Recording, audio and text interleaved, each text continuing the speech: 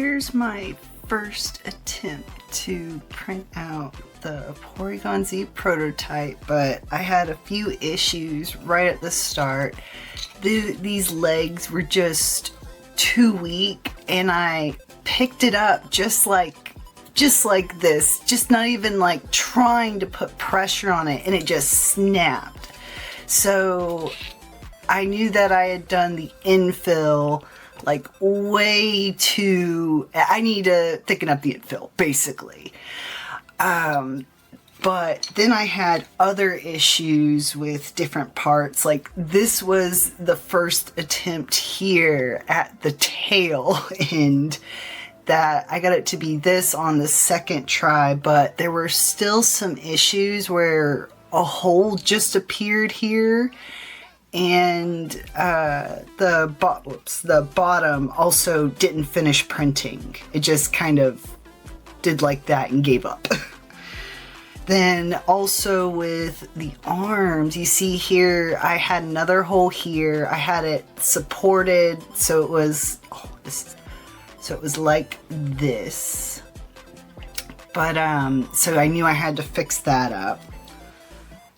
Same thing, it just did not, the supports weren't coming off cleanly. I know I can sand that, but I wanted to try to make the print file as perfect as possible to not require any of that.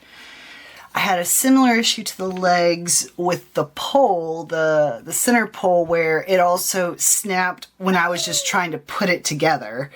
So I reprinted that a second time and made this one and started to put the piece on for the bottom of the body, only to discover oh, I got it out there. It's been stuck this whole time.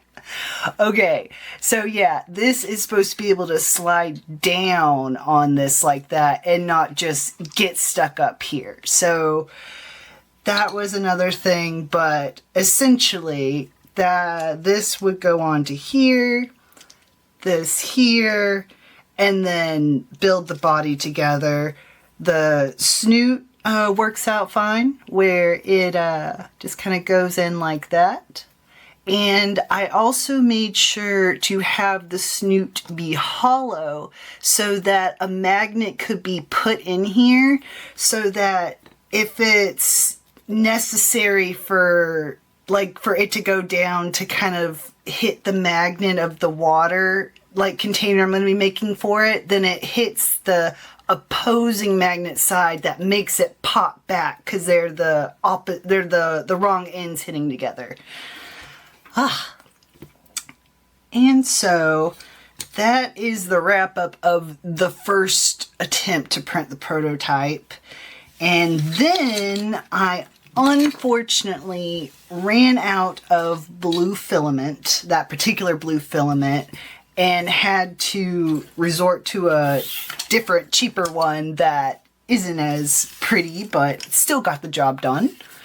So when I printed the legs, I accidentally had the model a little too low on the slicer, and so it just didn't print the bottom support, but it worked the second time just fine after I readjusted it. And now it's more sturdy, it has more infill, and to solve the other issues, I just printed it bigger to be sure. That way I would make sure that this had more durability. Even if I did 100% infill, when it's that small, it's just going to snap. So basically now I want to kind of, you can just pop the tail on like so. And let's put this together, shall we?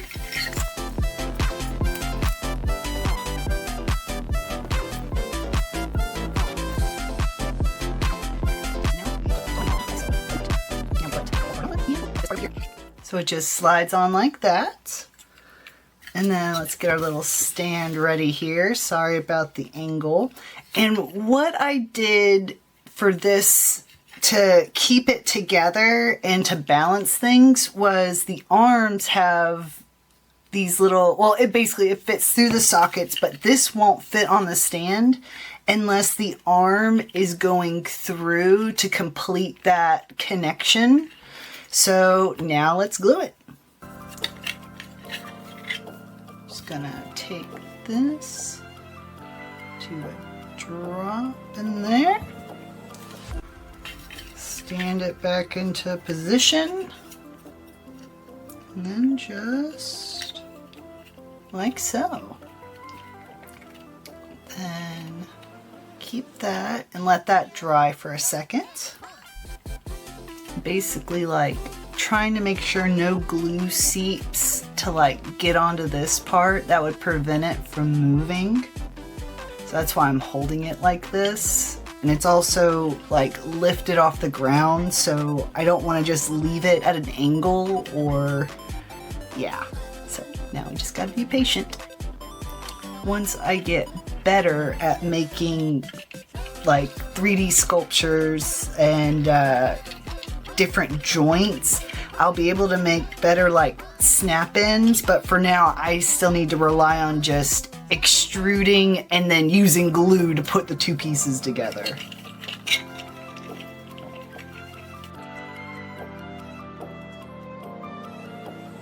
And drops, line it up, and squish it through. And then again, making sure the glue doesn't get on a part it shouldn't, and then just holding that in place till it dries.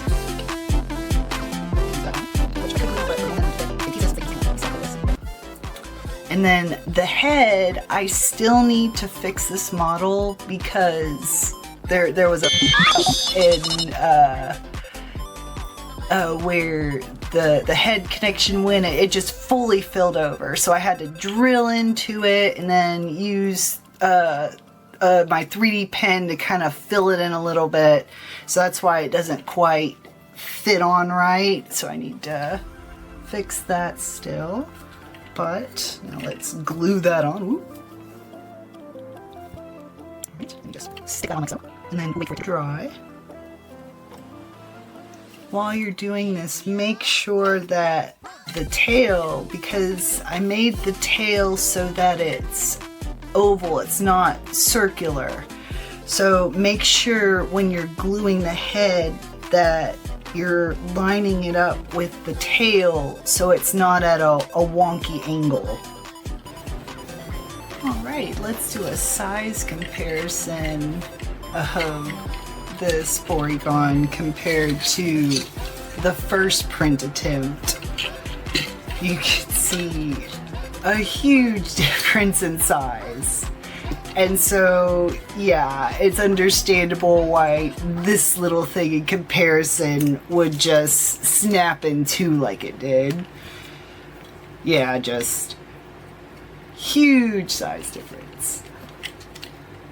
But yeah, that's part of the prototyping process, is figuring out, like, because it's not just about what my printer could do or what someone could do if this was printed in PLA Plus or a tougher PLA or something like that.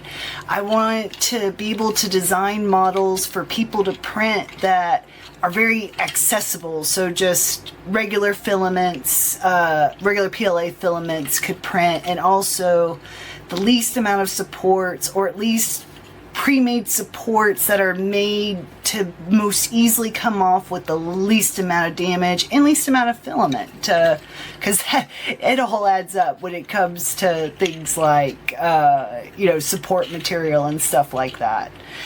And then along with it, I did something a little I'll just say creative, probably more devious, I don't know, is I found this sign on Makerworld where it's like a warning sign, but I changed it. So this said danger, high electricity or something like that, and so I changed it to be danger flashing lights because of the lore with Porygon, or rather the history with Porygon in the first episode, where the flashing lights from the episode, you know, caused a lot of damage to a lot of people with epilepsy.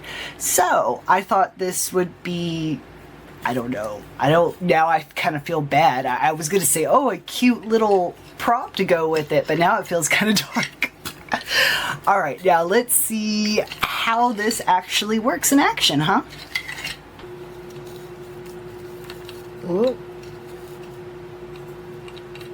And, oh.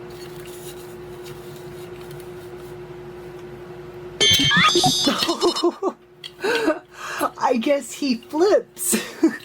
Oh no. I'll have to... Okay. So I knew he wasn't gonna, like, balance back because I don't have the weights, like, distributed for it to do so yet.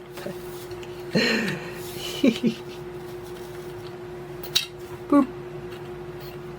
Oh.